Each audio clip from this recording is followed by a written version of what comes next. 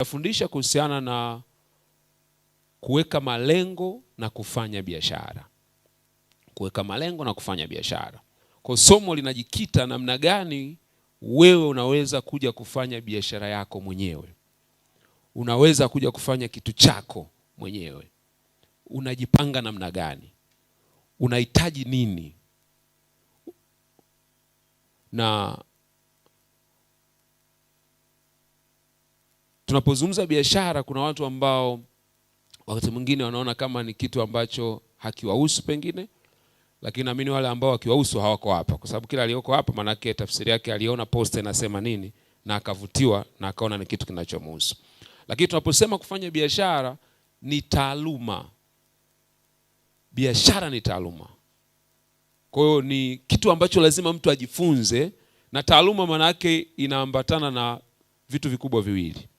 Taaluma yote ina maarifa, knowledge, lakini pia ina ujuzi, skill. Ukisikia tu taaluma, ina maarifa, ina ujuzi. Mtu akisema mimi ni daktari kwa taaluma, cha kwanza lazima awe na maarifa. Mwili wa mwanadamu unavyofanya kazi, mfumo wa upumuaji, ubongo unafanya kazi. Hayo maarifa anapata kwa kufundishwa. Lakini kuna skill part, ujuzi wa kufanya kwa vitendo.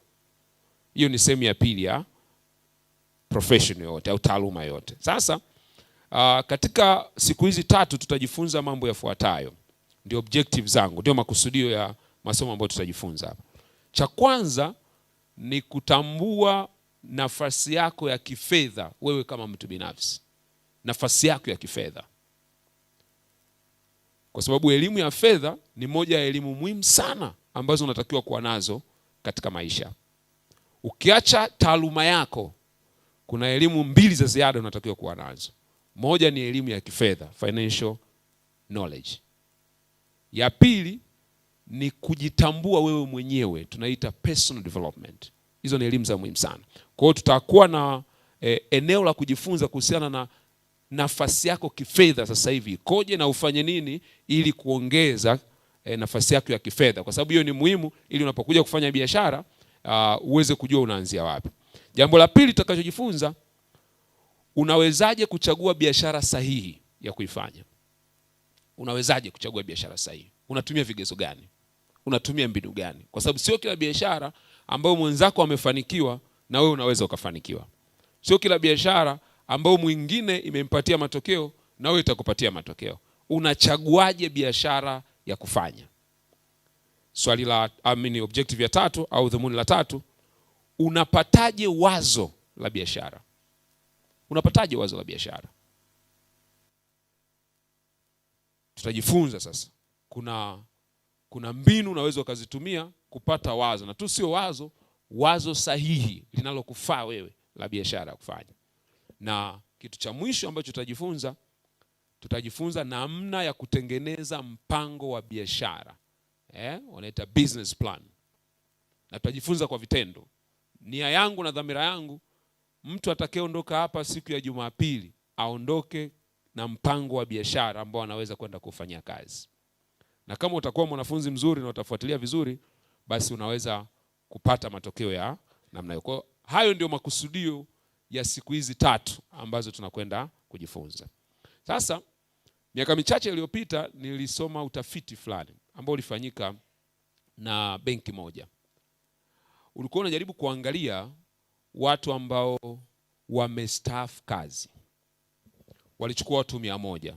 Wakawa wanaangalia baada ya kustaafu maisha yao yalikuweje kwenye swala zima la kifedha. Kumbuka swala la kwanza tumesema tutaangalia kuhusiana na nafasi yetu ya kifedha. Sasa utafiti huu ukagundua matokeo yafuatayo katika wale watu 100. Katika watu 100 baada ya kustaafu, watu 49 walikuwa ni tegemezi baada ya kustaafu. Kwa ingawa walifanikiwa kufanya kazi miaka mingi, walilipwa mshahara pengine mkubwa na kwa muda mrefu, lakini baada ya kustaafu watu 49 katika watu 100 wakawa ni dependent, wakawa ni watu ambao bado ni tegemezi.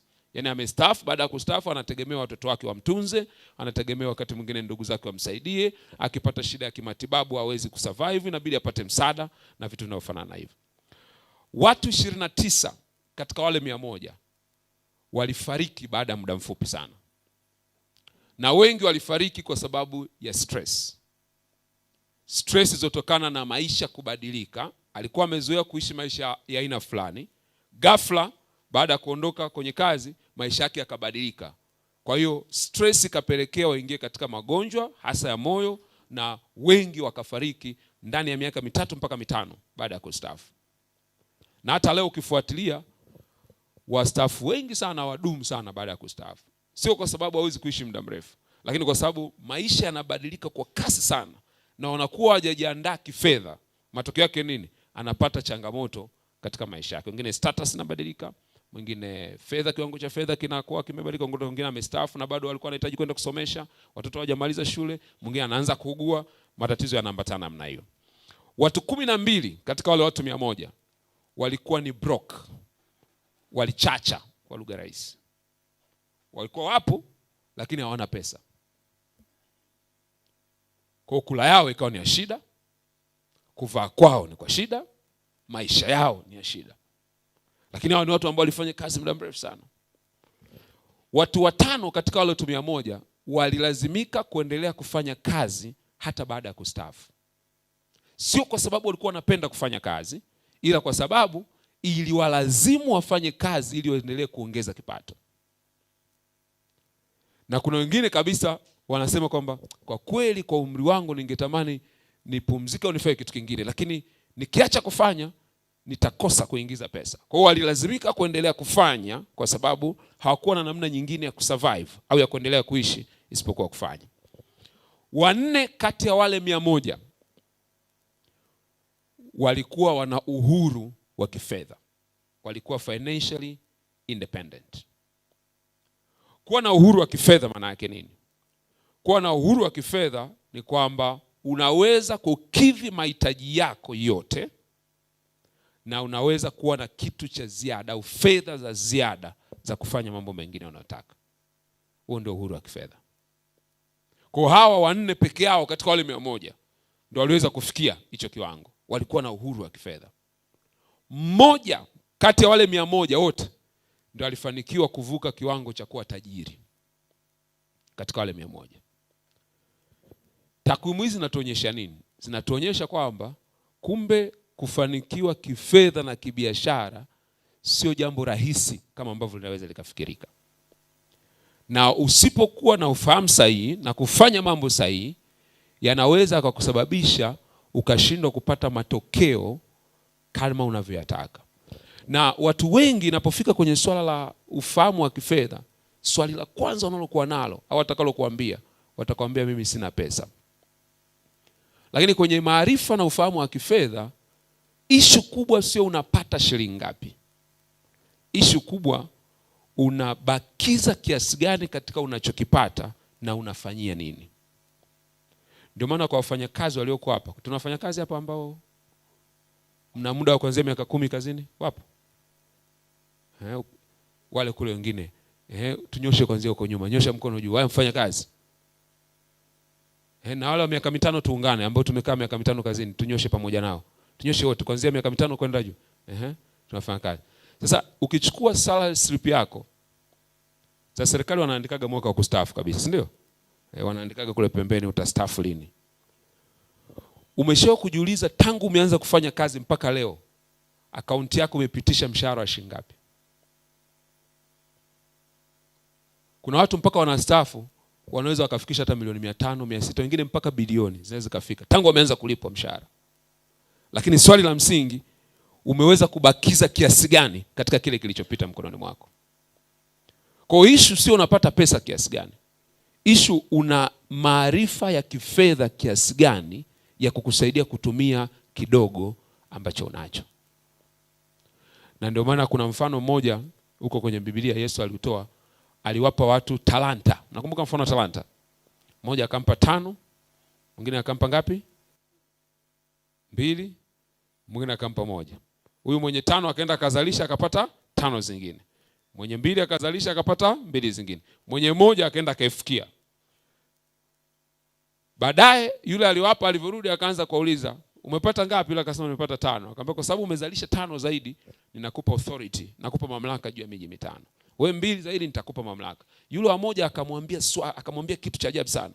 Akamwambia, ina maana wewe umeshindwa hata kwenda kupeleka kwa watu wanaotoa riba ili upate faida. Maneno mengine ni kwamba kumbe hata Mungu ana akili za kibiashara. Anategemea ukipata mshahara uzalishe. Ukipata pesa yoyote izalishwe. Na yule mtu alipata hukumu mbaya sana. Na ukisoma hiyo habari inaeleza kile alichokuwa kinazungumza, zile talanta ni fedha. Ndicho kilichozungumza pale, ni fedha zile. Baadaye yule alivyosema, mimi sikufanyia chochote kwa sababu niliona unataka kuvuna usipopanda, unataka kukusanya ambako ukuweka kitu chochote. Akamwambia hivi, wewe mtumwa muovu, sehemu yako wewe, akamwambia mnyang'anyeni kile ulicho nacho, alafu sehemu yako wewe itakuwa kwenye giza na kusaga meno. Maana yake ni nini? Mungu anachukia watu ambao hawawezi kuzalisha kitu kinachopita mkononi mwao. Na ndio akasema mwenye kidogo hata kile alichonacho atanyang'anywa. Kwa hiyo usipokuwa na ufahamu wa kifedha, hata fedha ndogo unayoipata huwezi kudumu nayo. Kwa sababu katika kanuni za kimungu, mafanikio sio kiwango unachopata. Mafanikio ni ufahamu ulionao katika kutumia ambacho unapata. Na ndio maana leo nitajikita kwenye swala zima la ufahamu wa kifedha. Sasa kwenye ufahamu wa kifedha kuna mambo yafuatayo. Ya kwanza, unachohitaji kufahamu kuhusiana na mambo ya kifedha ni namna ya kutengeneza fedha. Namna ya kutengeneza.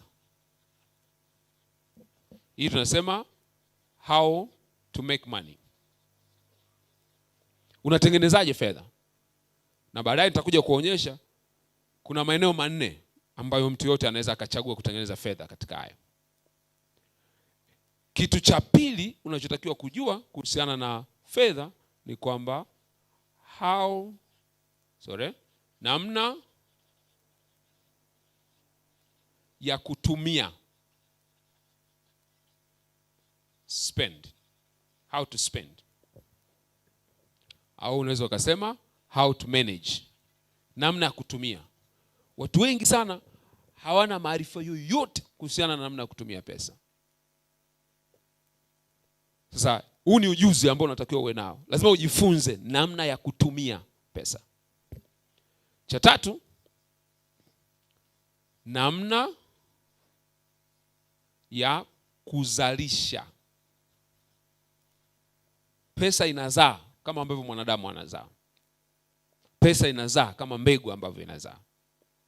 Unawezaje kuzalisha pesa yako? Maana yake unawezaje kufanya kumultiply ile pesa ulionayo? Kwa sababu Mungu anapotaka kufanikisha kifedha, anakupa fedha kama mbegu. Na attitude yako au mtazamo wako juu ya mbegu ni wa muhimu sana kujulisha kama hiyo mbegu itapata matokeo au haitapata matokeo. Ukienda kwenye jamii ya wakulima, huwa wanahifadhi kama ni mahindi, wanahifadhi yale mahindi ambayo yamenona zaidi, yanawekwa pale juu ya dari, yanahifadhiwa. Hata njaa ifike vipi ndani ya nyumba, mbegu haiwezi kuliwa. Sasa kwenye fedha ni hivyo hivyo. Ukiona unakula zote, hakuna mbegu, maana yake hakuna future, hauna kesho yako inapofika kwenye swala la kifedha. Okay? Kwa hiyo utajifunza namna ya kuzalisha. Okay?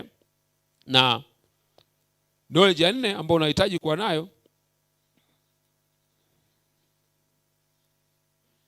kwa tuna namna ya kutengeneza, tuna namna ya kutumia, unatakiwa utumiwaje, tutazungumza kidogo.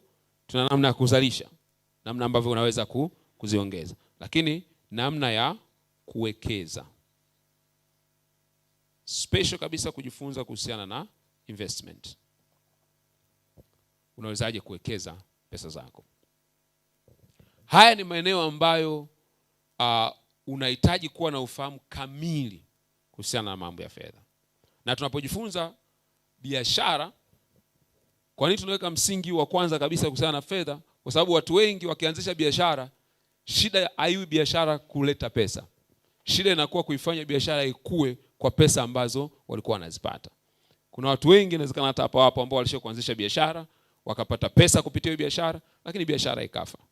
Na nakwambia biashara ilikuwa inaletea hela nyingi. Kwa hiyo Changamoto kubwa inawezekana hata isiwe kuanzisha biashara. Changamoto kubwa ni namna ya kutumia pesa inayotokana na ile biashara ambayo unakuwa nayo. Sasa ikifika kwenye swala la pesa, tuna makundi ya watu watatu. Kundi la kwanza tunawaita poor people, maskini. Kundi la pili tunawaita watu wa kipato cha kati. Kipato cha kati. Na kundi la tatu tunawaita matajiri.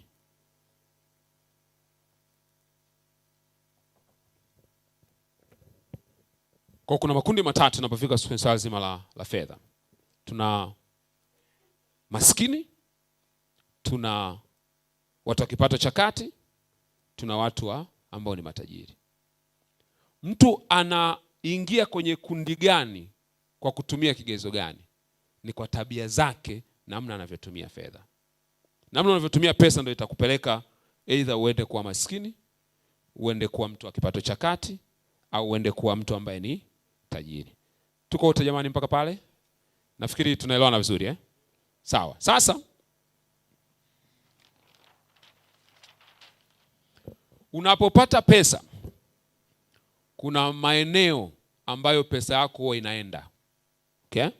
Kuna maeneo ambayo pesa yako inaenda. Kwa cha kwanza utakuwa una kipato, unapata pato lako.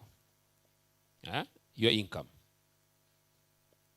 Cha pili kutakuwa kuna matumizi. Expenditure au expenses. Okay? Cha tatu unaweza ukanunua asset. Vitu ambavyo vinaweza kukuingizia pesa. Na cha nne unaweza ukapeleka pesa yako kwenye kitu kinaitwa liabilities. Samahani, sina maneno mazuri sana ya Kiswahili ya haya maneno, lakini nikielezea utanielewa vizuri kwa urahisi. Asset ni kitu ambacho kinakuingizia pesa. Okay? Na liability ni kitu ambacho kinatoa pesa kutoka kwenye mfuko wako. Na hii ni definition ambayo ilipatiwa maarufu sana na mwalimu mmoja anaitwa Robert Kiyosaki, ambaye anafundisha sana kuhusiana na mambo ya fedha. Sasa unapopata kipato chako, ni either utakipeleka kwenye matumizi au utakipeleka kwenye kununua asset, vitu ambavyo vinakuja kukuingizia pesa baadaye, au utapeleka kwenye liability, vitu ambavyo vitaendelea kutoa pesa kutoka mfukoni. Sasa namna utakavyokuwa na tabia katika hivi vitu vinne ndio itajulisha utakuwa kundi la kwanza, maskini, utakuwa kundi la pili, kipato cha kati, au utakuwa kundi la tatu ambao ni matajiri. Kwa hiyo hawa wote wanatengenezwa kwa tabia zao. Kwa baada ya kuombewa kanisani, baada ya kufunga, baada ya kusoma neno la Mungu, ukiwa na tabia za kimaskini nitakazozieleza pale, maisha yako hayawezi kubadilika. Utakuwa tu maskini siku zote. Na Biblia imesema maskini tunao siku zote, ila hajasema lazima uwe wewe. Tunaona vizuri? Kwa hiyo maskini wako siku zote, lakini hakusema wewe lazima uwe mmoja wapo. Unaweza ukachagua kwa tofauti. Sasa naomba nieleze tofauti ya makundi matatu na uanze kujichunguza. Kwa sababu baada hapo tutafanya analysis ya kila mtu binafsi. Nataka ujichunguze kwa sababu hapa ndo tunapoanza kuanzia. Usipoelewa vizuri hapa na kufanya vizuri hapa, utapata shida nitakavyokuwa naendelea. Kwa hiyo nataka unielewe vizuri sana kwenye hiki kipengele hapa. Kwa sababu hii ndio tathmini ya kwanza kabisa tunahitaji kabla tujaenda kwenda kuzungumza mambo ya biashara na vitu vinavyofanana na hivyo. Sasa kundi la kwanza kama nilivyosema tunawaita ni maskini. Tunaelewana wanaitwa nani? Maskini. Sasa katika mapato na matumizi yako ya kifedha kuna yale maeneo manne nimeyasema. Eneo la kwanza nilisema ni nini? Eneo la kwanza ni kipato. Eneo la pili matumizi. Eneo la tatu asset. Asset ni nini? Kitu kitakachoingizia pesa, sio? Eneo la nne liability. Liabilities ni nini? Kitu kinachotoa pesa kutoka mfukoni kwako kutoka kwenye akaunti yako. Sasa huyu mwalimu niliyemtaja Robert Kiyosaki akaja na Very simple way, namna rahisi sana ya kuelezea tofauti ya hawa watu watatu. Sasa kila mmoja wetu hapa hii sasa ni accounting kabisa ile ya darasani, lakini inarahisishwa ili uweze kuielewa, sawa? Okay? Kwa hapa kutakuwa kuna kipato chako. Income yako, kipato. Tunaelewana? Hapa kutakuwa kuna nini? Matumizi yako. Expense. Kama unaweza kuchora nitafurahi sana. Matumizi yako. Okay? Kwa kama umesikia nasema income statement na nini, ndio tunazungumza hapa. Mapato na matumizi. Na hii inatakiwa uwe nayo makini. Kuna watu hapa nikiwauliza mapato yenu kwa mwezi mnaweza mkawa unajua labda kwa sababu yako fixed. Lakini kuuliza matumizi unatumiaje? Kuna watu hawajui kabisa. Ukimuuliza hata voucher unanuaga shilingi ngapi? Hajui. Hiyo ni tabia ya kimaskini. Okay? Kwa wakati unamfukuza na kumkemea shetani, jikemee na wewe pia. Chini tuna mchoro wa namna hii. Sina kama watoto wanaona kabisa. Okay? Lakini hii upande huu tuna asset. Tumeshajua asset ni nini, na upande huu tuna nini? Liabilities. Mpaka pale tuko sawa sawa? Kila mtu ananielewa vizuri eh? Sasa nisikilize kuhusiana na maskini.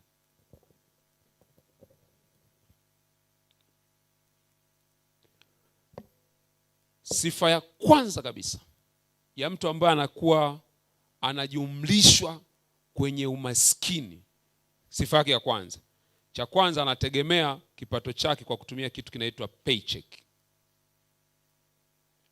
Analipwa kiwango hicho ambacho hana nguvu zilizo katika uwezo wake ya kukiongeza. Maana yake kiwango cha pesa anacholipwa hana uwezo nacho kukiongeza. Kuna mtu mwingine lazima aamue kwanza akiongeze, ila yeye hana mamlaka nacho. Hiyo ni sifa yake ya kwanza. Kwa maana yake inawezekana mtu akawa mkubwa sana kwa paycheck, lakini kwenye category ya financial knowledge huyu mtu yuko kwenye category ya umaskini, kama hatafanya vile vingine ambavyo tutajifunza baadaye. Okay? Sifa ya pili ambayo ni ya muhimu sana, naomba uielewe. Huyu mtu akishapata kipato chake hapa, akishapata hapa, kipato chote huwa kinatoka hapa. Kwa hiyo ukichukua kipato chake na matumizi yake ya mwezi, either yanafanana au matumizi yanakuwa juu kuliko kipato chake, ndo anaingia kwenye mikopo na madeni. Kwa swali la kwanza la kujiuliza ni kwamba wewe binafsi, kipato chako cha mwezi ukilinganisha na matumizi vinafanana au kuna ambacho kiko juu kimoja wapo? Kama matumizi yako yako juu kuliko kipato chako, manake wewe uko kwenye kategori ya umaskini. Hata kama unalipwa milioni 2, hata kama unalipwa milioni 5, hata kama unalipwa milioni 10, wewe uko kwenye kategori ya watu tunawaita maskini. Ndio maana anaweza kutokea mtu ambaye anaingiza pesa milioni 10 kwa mwezi, lakini matumizi yake, nyumba, kama ni gari, vyakula, kusomesha, kufanya nini, ni milioni 15. Kwa maana yake anakuwa na deni la milioni ngapi? 5. Mwingine analipwa milioni 1 tu kwa mwezi, lakini matumizi yake yote ukijumlisha ni 600,000. Kwenye utaratibu wa kifedha, huyu analipwa milioni 1 amefanikiwa kifedha kuliko analipwa milioni 10. Tunaelewana vizuri jamani? Tunabadilisha tunavyoangalia ya mambo Kwa swala sio kwamba ngoja nipate kipato kikubwa. Unaweza ukapata kipato kikubwa na ukabakia tu kwa maskini. Kwa cha kwanza cha kujiuliza ni kwamba je, wewe katika matumizi yako na kipato chako cha fedha, ukilinganisha kipato chako ukaangalia matumizi yako, kipi kimezidi? Ukigundua matumizi yako yako juu kuliko kipato chako, tunatofautiana tu level za umaskini na mahali walipo maskini. Kuna watu ambao kwa ufahamu wa kifedha huu unaozungumza, anaweza akakaa ofisini, akapigwa na kiyoyozi, akawa na cheo, lakini ni maskini kama yule ambaye anaomba kule barabarani. Tofauti tu, mmoja anapigwa kiyoyozi, mwingine anapigwa jua, lakini kwenye elimu ya kifedha hawa wote ni maskini. Kwa nini? Kwa sababu kama ataishi hivi, maana siku zote atakuja kuishi kwenye madeni na hata kuja kupata uhuru wa kifedha ambao tunaozungumzia. Tumeelewana vizuri jamani? Kwa cha kwanza, ili kujipima hapa, cha kwanza cha kujiuliza, andika hapo kwenye daftari lako, wewe kipato chako kwa mwezi ni kiasi gani? Kipato chako kwa mwezi ni kiasi gani? Na je, unakifahamu hicho kipato chako kwa mwezi kiasi gani? Cha pili cha kujiuliza, matumizi yako kwa mwezi ni kiasi gani? Hapa inawezekana usiweze kupata hilo jibu sasa hivi, kwa sababu inawezekana kuna watu wengi hawajaweza kufanya mahesabu yao vizuri. Lakini kuna kitabu kimoja nilichokusoma kinaitwa The Millionaire Next Door. Tajiri au milionea ambaye anaishi jirani, lakini watu walikuwa hawajui kama huyo jamaa ni milionea. Ni kitabu kilifanywa utafiti kama miaka 5 hivi.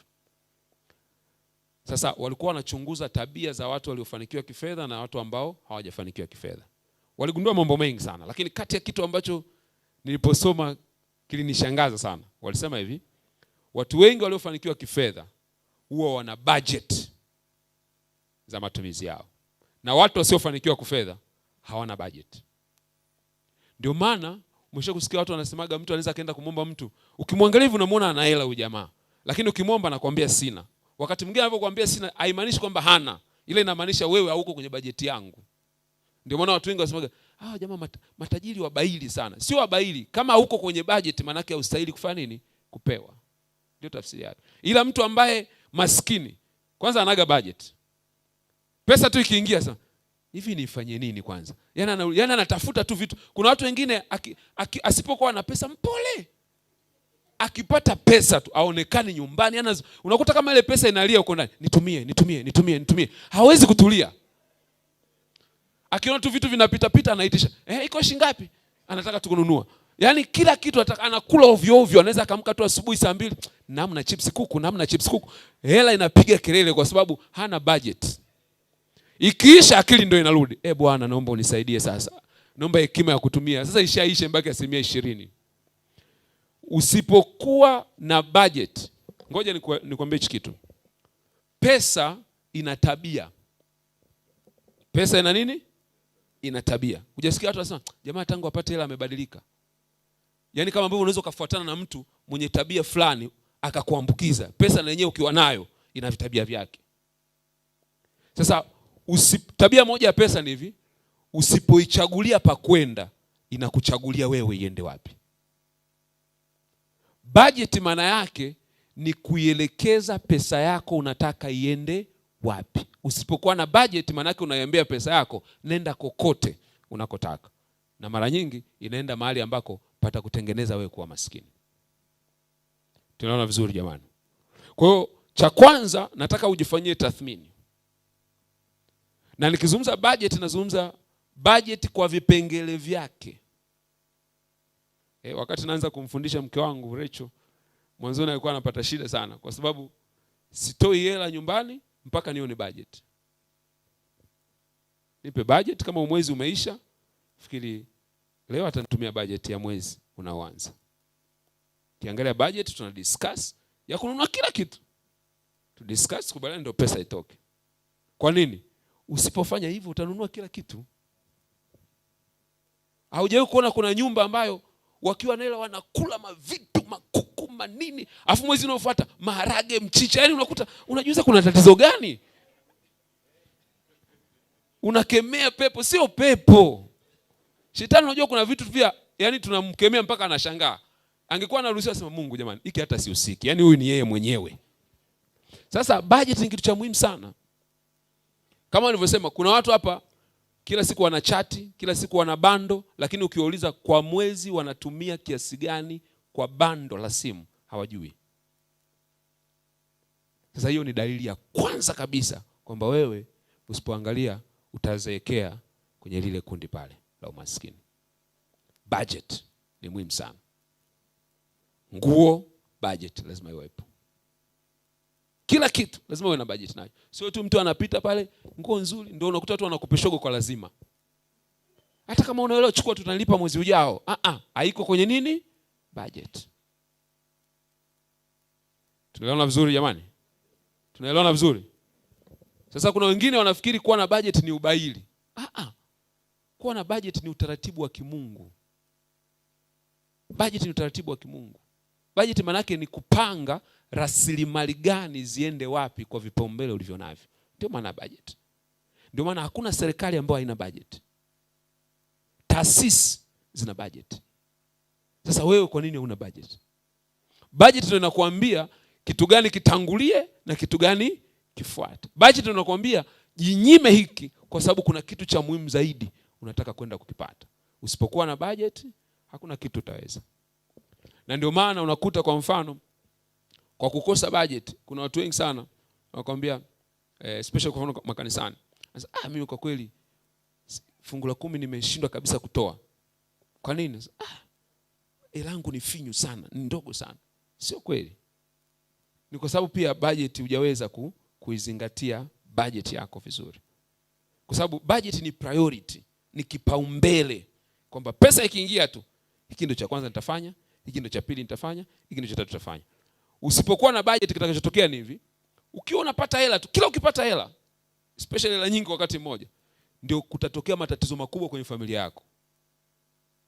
Kila siku utasikia, yaani unashangaa mimi nikipata hela sijui inakuaje. Yaani nikipata tu hela, simu, mjomba amefanya hivi, huyu amefanya hivi. Yaani kama vile wanasubiria hela na unashangaa wamejuaje?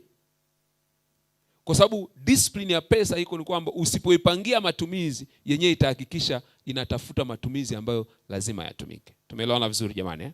Okay. Pili sasa, aina ya pili ya watu. Kipato cha kati. Kipato cha kati. Kipato cha kati wao wana tofauti kidogo na hawa tuliowasoma pale wa kwanza. Kwa hapa ni kipato, matumizi, asset, liabilities. Okay? Wao tofauti yao iko hivi. Wakishapata kipato, cha kwanza wanachokimbilia ni kwenda kununua liability. Wakimaliza wanatumia, then pesa yao imeisha. Hawagusi column inaitwa asset. Kwa wao kishapata pesa tu wanakimbilia liability. Liability tumesema ni kitu kinachoondoa fedha kwenye mifuko yako. Na watu wengi sana wanachanganya utajiri na kumiliki liabilities. Watu wengi ambao huku kwetu tunawasema jamaa maisha yake saizi yamekuwa mazuri sana. Wengi wanamiliki liabilities. Vitu ambavyo vinaendelea kuwaondolea pesa kutoka mfukoni. Kwa mfano, kijana amemaliza chuo kikuu. Amepata kazi. Amepata kazi benki. Benki wanamwambia bwana, kwa sababu ni mfanyakazi hapa benki, tunaweza kukukopesha pesa. Labda mpaka milioni 20, mpaka milioni 16. Huyu kijana kwa sababu amepata fursa ya kukopa pesa, anaenda kukopa milioni zake 15, 14, 12, anaagiza IST. Sio kitu kibaya. Lakini akiagiza ile IST, akileta hapa, anaitumia yeye binafsi kutoka nayo kwenda nayo wapi? Ofisini. Ana mkopo ambao unakatwa kutoka kwenye mshahara. Hii IST aliyoinunua sasa, alikuwa hana budget ya mafuta, inabidi na budget ya mafuta iingie. Alikuwa na budget ya repair gari, budget ya repair gari inaingia. Insurance itaingia pale. Siku nyingine kwa sababu ni lena, anagonga ukuta wakati anarudi reverse, inabidi aende katengeneze gari yake. Anajikuta kipato chake kiko pale pale, anakatwa mshahara na huko anaanza kuingia kwenye matumizi ambayo hayakuwa nazo. Kikubwa nini? Mwingine ni prestige tu. Kwamba na mimi pia nina nini? Nina gari. Sasa tunasema huyu ni mtu ambaye ufahamu, inawezekana kwenye taaluma yake iko vizuri, lakini kwenye ufahamu wa kifedha tunamrenki kwamba bado ana ufahamu mkubwa wa kifedha. Kikubwa anachokifanya, atatoka na gari yake, ataenda kupaki ofisini. saa 1, saa 2. Anaiweka hapo mpaka jioni saa 11:30 ndo anatoka nayo, anaenda wapi? Nyumbani. Gari haizalishi, mshahara anakatwa, gari inaendelea kula pesa. Hiyo tunaita ni nini? Liability. Angekuwa na ufahamu kwa kiwango kile kile cha pesa, angeweza kufanya kitu ambacho wakimkata mshahara wake, pesa yake imepeleka sehemu ambayo inazalisha kiwango kile kile anachokatwa au cha zaidi, na maisha yake yanakuwa bora zaidi. Sasa huo ni ufahamu. Kwa hiyo huyo ana uwezo wa kupata pesa, lakini shida yake iko kwenye kupata pesa. Shida yake iko kwenye namna gani atumie ile pesa ambayo anaipata. Tunamkuta kijana anakuambia, siku moja alimfuata mmoja ananiambia sina mtaji.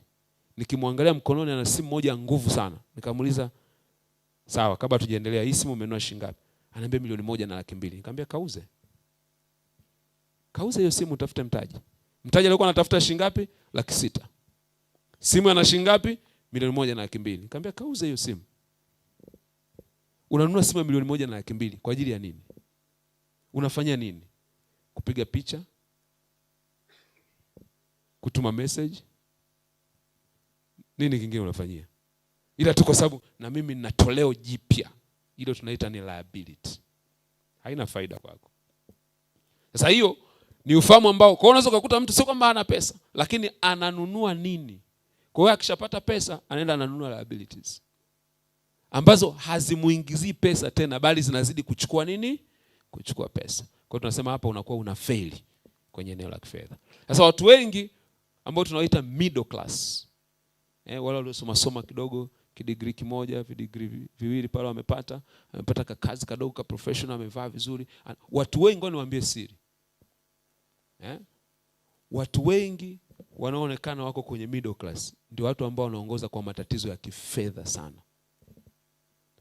Wengi ambao huko kwa nje ukiwaangalia unaweza ukasema jamaa maisha yameukata, anafanya kazi nzuri, yani kampuni yake ni kubwa na nini, lakini wengi ukikaa nao hivi ukazungumza nao wana shida ya kifedha kuliko unavyoweza kufikiria.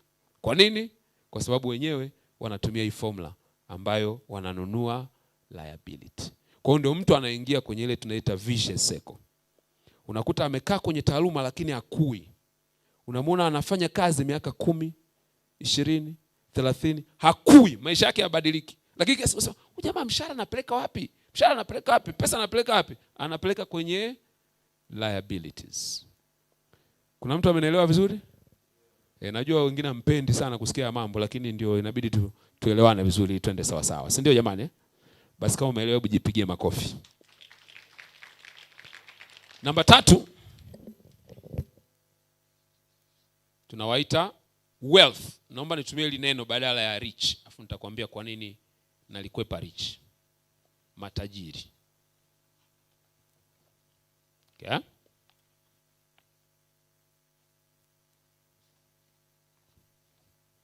Kwa kipato, matumizi, asset, liabilities. Okay? Sasa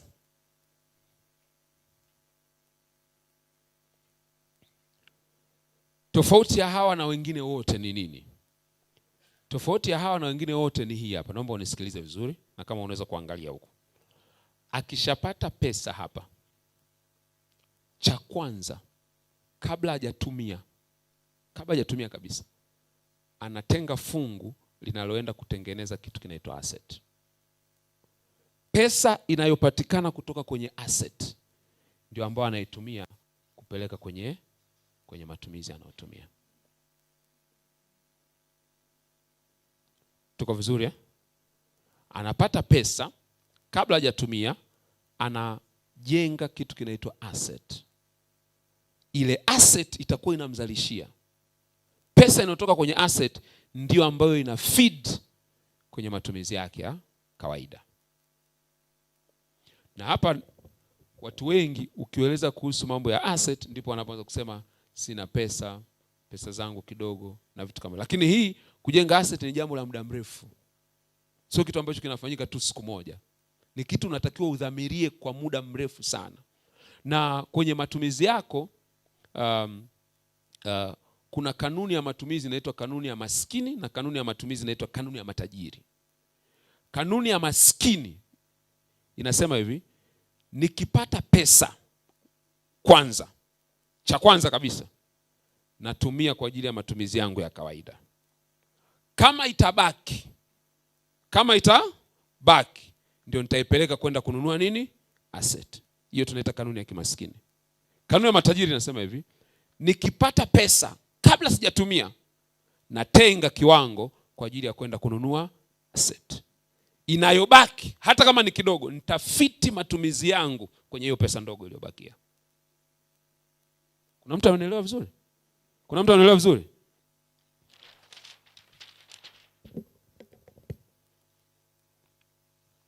Nikisema kanuni sinaelewa manake. Kanuni manake ni kitu ambacho ukikifanya kinakupa matokeo yale yale siku zote. Ndio kanuni. Kama tunavyosema gravitational law. Kanuni ya uvutano. Kwamba haijalishi wewe ni askofu, haijalishi ni mchungaji, haijalishi ni mlevi, haijalishi hujaenda shule ujue mambo ya gravitation, kila tukayemweka juu pale, tukimwachia anashuka chini. Haisemi kwamba jamani mtumishi wa Mungu tusimvute, hakuna. Au aseme unajua jamani hajui mambo ya gravitation ndio ametoka kijijini leo, hakuna, itamvuta. Ndio maana ya kanuni. Kwa hiyo haijalishi wewe uko wapi, uko ndani ya kanisa, uko nje ya kanisa, kanuni ni kanuni tu, inatoa matokeo yanayofanana. Tuko pamoja? Sasa kanuni ya umaskini inasema huyu mtu akipata kipato chake hapa, cha kwanza anachofanya ni matumizi. Atanunua vocha, atafanya nini? Atakula, atafanya nini? Kama itabaki ndio anakuja anafanya nini?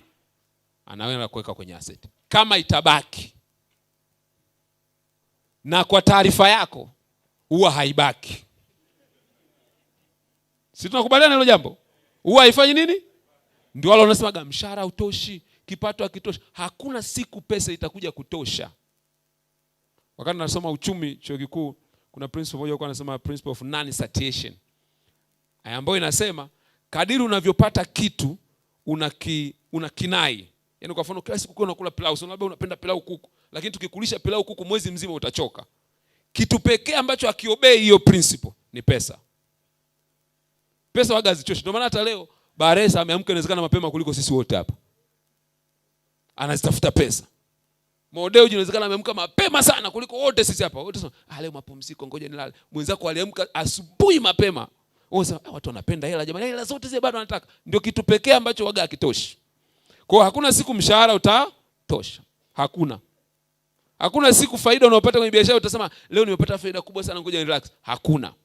Kwa hiyo hii kanuni ya kimaskini ukiishi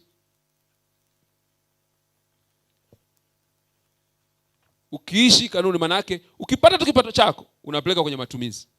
Alafu ndio unajiuliza ikibaki ndio nitasave. Ikibaki ndio nitaweka akiba, ikibaki ndio nitawekeza. Ndio kanuni ya kimaskini. Kanuni ambayo ya kitajiri inasema hivi, kipato, okay? Sasa hapa tunaingiza factor ya Mungu. And then uwekezaji au asset, and then matumizi.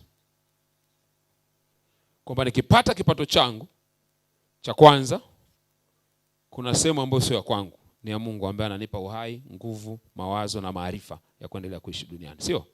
Ndio tunaita fungu la 10. Nikimaliza inayobaki kabla sijatumia naitenga kwa ajili ya asset. Inayobakia sasa ndio naingiza kwenye matumizi yangu ya kawaida. Hii haijalishi unapata 10,000, unapata 100,000, unapata milioni, unapata milioni 3. Kanuni hii unaweza ka-apply kwenye kila kipato ulicho nacho. Tumeelewana vizuri? Sasa wewe lazima uchague unaishi kwa kanuni gani. Nani anayependa kanuni ya pili? Okay, naona mikono karibu wote. Nani anaishi kanuni ya pili? Sasa unapenda tu, sasa unafikiri kupenda itakufikisha wapi? Yeye umempenda mdada, sasa mimi nampenda yule nampenda. Watu wanakovatiki, wanaenda unaanza kulaumu, nimeingiliwa. Hujaingiliwa kwa sababu hujaanza kuishi. Sasa kupenda ni kitu kimoja hapo. Issue kubwa ni kuifanya nini? Kuishi. Na utakuwa umefanikiwa sana kwenye hii semina kama utabadilisha kanuni kutoka ya kwanza kwenda kanuni ya pili.